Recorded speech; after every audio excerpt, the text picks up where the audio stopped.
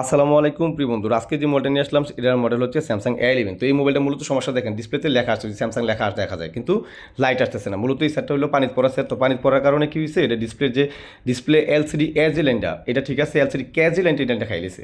LCD ক্যাজিটা এটা display motherboard যদি আপনি মাপেন, এখানে মানটা একটু কম পাবেন। এখানে আপনার 5, 6, 7, 8 এরকম মান আসে আমরা যদি ডাইট রেঞ্জে মাপি। কারণ কি, এখানে একটা জিরোমস রেজিস্টার ব্যবহার করছে, আইসির পরে একটা জিরোমস রেজিস্টার আছে, এরপর একটা ক্যাপাসিটার হয়ে সরাসরি এখানে চলে আসছে ডিসপ্লের কানেক্টরে। হ্যাঁ, তো আমাদের মূলত সমস্যা হচ্ছে ডিসপ্লেতে, মানে মাদারবোর্ডের সমস্যা হয়নি। দেন এই একটা লাইন কি হয়েছে, আপনার লাইনটা ওই যে পানিতে পড়ার কারণে এই লাইনটা ফুরিয়ে গেছে। ঠিক আছে, কারণ একটা মোবাইলে কিন্তু পানিতে পড়ার পর সবচেয়ে বেশি এফেক্ট হয় লাইটিং সেকশনে। কেন, লাইটিং সেকশনে কিন্তু সবচেয়ে বেশি ভোল্টেজ ব্যবহার করে একটা মোবাইলের মধ্যে। আপনাদের যখন ডেমিস হলে যে ডাইরেক্ট সরাসরি লাইটিং আইসি নষ্ট হয়ে যাবে বা লাইটিং কয়েল নষ্ট হয়ে যাবে, ডায়োড নষ্ট, এমন না। আপনি একটু খেয়াল করে দেখতে হবে যে দেখেন এই জাস্ট একটা লাইন এই মিস থাকার কারণে দেখেন একটু ক্লিয়ার করে নিয়েছি। নেওয়ার পর আমি আবারও মাইক্রো জাম্পারের জন্য আপনার 11 নম্বর বেড দিয়ে আমি একটু ক্লিন করে নিয়েছি। এখানে লাইনটা আছে, যেহেতু এখানে লাইনটা আছে তো আমি এখানে লাগাই দিলেই হবে। যদি এখানে লাইনটা ইনকেস না থাকতো তাহলে আমি কী করতাম, সরাসরি ডিসপ্লের নিচে যে আমাদের এলসিডি এ এবং এলসিডি কে যে লাইন থাকে, তো ওই ক্যার থেকে একটা তারটা নিয়ে না আপনার ডিসপ্লে কানেক্টর লাগিয়ে দিলেও পারেন, অথবা আপনার এই জায়গায় লাগিয়ে দিলেও কোনো সমস্যা নেই। তো আমি এই জায়গায় ছোট্ট একটা মাইক্রো জাম্পার করে দিয়েছি। দেখেন এটা মূলত পানিতে পড়ার কারণে কি হয়েছে, আমরা ভোল্টেজটা যখন আপনার মোবাইল চালু ছিল তখন এই